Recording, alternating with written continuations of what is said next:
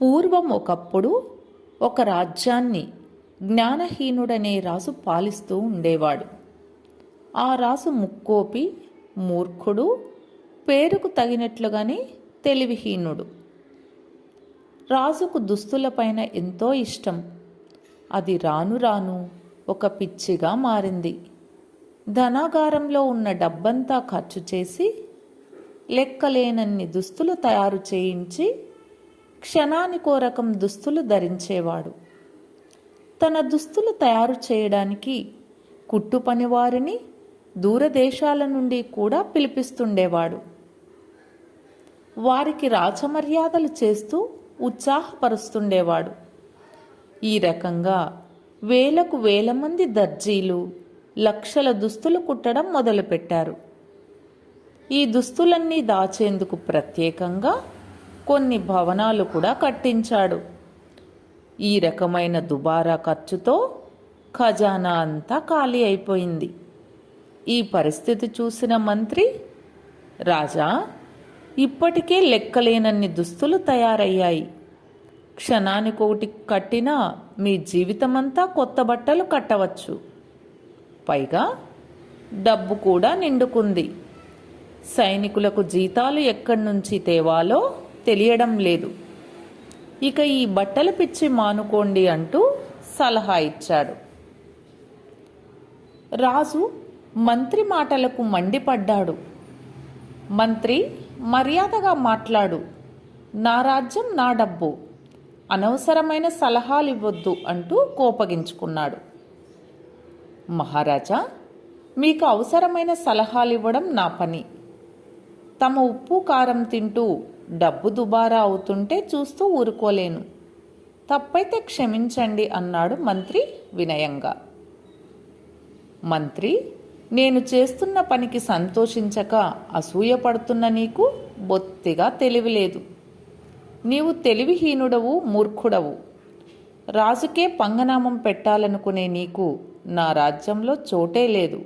వెంటనే రాజ్యం విడిచి వెళ్ళు అంటూ శాసించాడు. మంత్రి మారు మాట్లాడకుండా రాజ్యం వదిలిపోయాడు.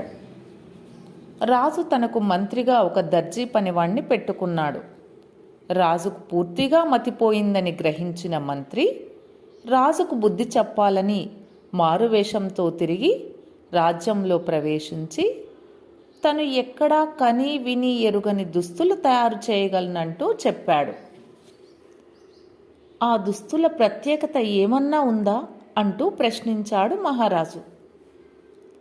నేను తయారు చేసే దుస్తులను తెలివిహీనులు, మూర్ఖులు చూడలేరు. వారికి కనిపించవు అంటూ వాటి గొప్పతనాన్ని తెగ పొగడటం మొదలుపెట్టాడు. ఆ మాటలకు మహారాజు పరమానందంతో మరుసటి రోజు తన జన్మదినమని, వెంటనే దుస్తులు తయారు చేయమని, ఖర్చుకు ఏమాత్రం వెనుకాడవద్దని పని పురమాయించాడు.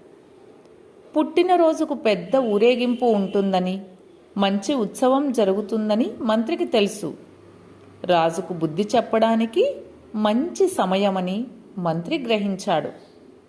మారువేషంలో ఉన్న మంత్రి మగ్గం ముందు చేరి బట్టనేస్తున్నట్లు చేతులాడించడం మొదలుపెట్టాడు.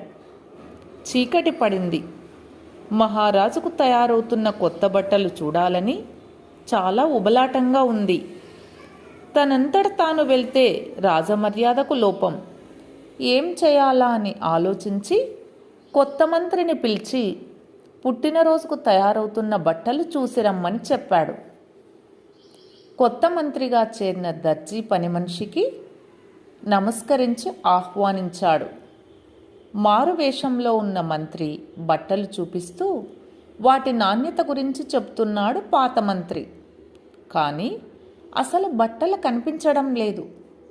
తెలివిలేని వారికి, మూర్ఖులకు ఆ బట్టలు కనిపించవని మహారాజు తనకు చెప్పాడు. కనపడలేదంటే తనను మహారాజు తెలివిహీనుడని, ఉద్యోగం నుంచి పీకి పారేస్తాడేమోనని భయం పట్టుకుంది అతనికి. మంత్రిగారు, వస్త్రాలు బాగున్నాయా? రంగు ఏ విధంగా ఉంది? అంచు బాగుందా? ఇటువంటి వస్త్రాలు అంగవంగ కాశ్మీర రాజులకు కూడా నేను నేసి ఇచ్చాను. మీ అభిప్రాయం చెప్పండి అంటూ వినయంగా అడిగాడు. ఏం చేయాలో తోచని కొత్త మంత్రి తనకు వస్త్రం కనిపిస్తున్నట్లు దానిని పరీక్షిస్తున్నట్లు చేతులు అటూ ఇటూ తిప్పుతూ, రంగు చాలా బాగుంది, అంచు మరీ ఆకర్షణీయంగా ఉంది అంటూ రకరకాలుగా మెచ్చుకొని అక్కడి నుంచి జారుకుని మహారాజు వద్దకు వెళ్ళాడు. మహారాజు బట్టల గురించి ప్రశ్నించాడు. ప్రభు, ఆ కొత్త బట్టలు గాలి కంటే తేలిగ్గా ఉన్నాయి. వాటిని వర్ణించడం దేవతల వలన కూడా కాదు. దేశ విదేశ మహారాజులెందరో ధరించే విలువైన దుస్తులవి. మీరు చూచి వాటి అందచందాలు అర్థం చేసుకోవాల్సిందే గాని మరొకరు వాటిని గురించి అర్థమయ్యేటట్లు చెప్పడం చాలా కష్టమైన పని ప్రభు అంటూ చేతులు నలిపాడు దర్జీ మంత్రి. మరుసటి రోజు నగరం చాలా సందడిగా ఉంది. నగరమంతా రకరకాల అందాలతో అలంకరించారు. ఎప్పటిలాగే మహారాజు పుట్టినరోజు వేడుకలన్నీ గొప్పగా జరిగేందుకు ఏర్పాట్లన్నీ హడావిడిగా జరిగిపోతున్నాయి. మహారాజు కొత్త బట్టల కోసం కబురు పంపించాడు. మారువేషంలో ఉన్న మంత్రి చేతిలో బట్టలు పట్టుకున్నట్లు నటిస్తూ వచ్చాడు. ఆశ్చర్యం ముంచుకొచ్చింది మహారాజుకి. అందరూ చూసి వచ్చి అవి చాలా బాగున్నాయని చెప్పారు. అవి తనకు కనిపించడం లేదంటే అందరూ తనను మూర్ఖుడని, తెలివిలేని వాడని అంటారు. ఏం చేయాలిప్పుడు? మతిపోయింది మహారాజుకి. ప్రభు చూశారా, దుస్తులు ఎంత బాగున్నాయో అంటూ మారువేషంలో ఉన్న మంత్రి నమస్కరించి అడిగాడు. ఓహో, చాలా బాగున్నాయి. ఇటువంటివి నేను ఇంతవరకు చూడలేదు. భలా అంటూ అవి తనకు కనిపిస్తున్నట్లు మెచ్చుకున్నాడు మహారాజు. మహారాజా, నేను ఈ దుస్తులు మీకు అలంకరిస్తాను. ఒంటిపై ఉన్నవి విప్పండి అన్నాడు పాత మంత్రి. రాజు ఏం చేయాలో తోచక గుటకలు మింగుతున్నాడు. పాత మంత్రి బట్టలు కట్టినట్లు నటించి అద్దం తెప్పించాడు. చూడండి ప్రభు, ఈ బట్టలు మీకెంత బాగున్నాయో అన్నాడు. మహారాజుకి బట్టలు కాదు కదా, ఒంటి మీద నూలు పోగు కూడా కనిపించడం లేదు. కంగారు పట్టుకుంది. ఆ మాట అంటే అందరూ తనను మూర్ఖుడంటారేమోనని భయం. నిజంగా తను మూర్ఖుడవటం వల్లనే అవి కనిపించడం లేదేమోననుకొని మారువేషంలో ఉన్న మంత్రికి బోలెడు ధనం ఇచ్చి సాగనంపాడు. పూల రథం పైన ఊరేగింపు మొదలైంది.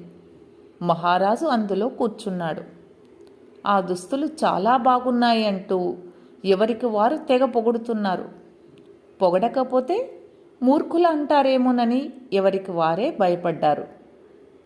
మహారాజు మొండిమొలతో ఊరేగుతున్నాడు అంటూ ఒక చిన్న పిల్లవాడు కేకలు వేయటం మొదలుపెట్టాడు.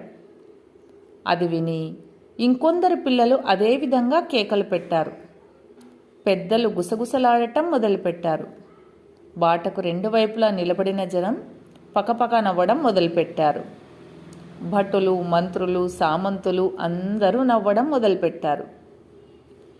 మహారాజుకి తన ఒంటి మీద బట్టలు లేవనే విషయం అర్థమై రథం నుంచి దూకి మందిరానికి పరిగెత్తి ఏడుస్తూ కూర్చున్నాడు సిగ్గుతో.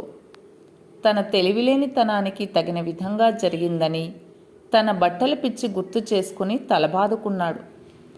దేశం విడిచి వెళ్ళిన మంత్రి ఎక్కడున్నా వెంటనే రాజ్యానికి రావాల్సిందని ప్రకటన చేయించాడు. మారువేషం తీసివేసి మంత్రి ఏమీ ఎరగనట్లు తిరిగి తన పదవిలో చేరాడు. ఆనాటి నుంచి మహారాజు తెలివి తక్కువ పనులు మానుకుని ప్రజాక్షేమం కోసం పాటుపడుతూ త్వరలోనే మంచి రాజని ప్రజల చేత పొగడబడ్డాడు. ఈ కథ మీకు నచ్చినట్లయితే please like, share and subscribe. Thank you for watching.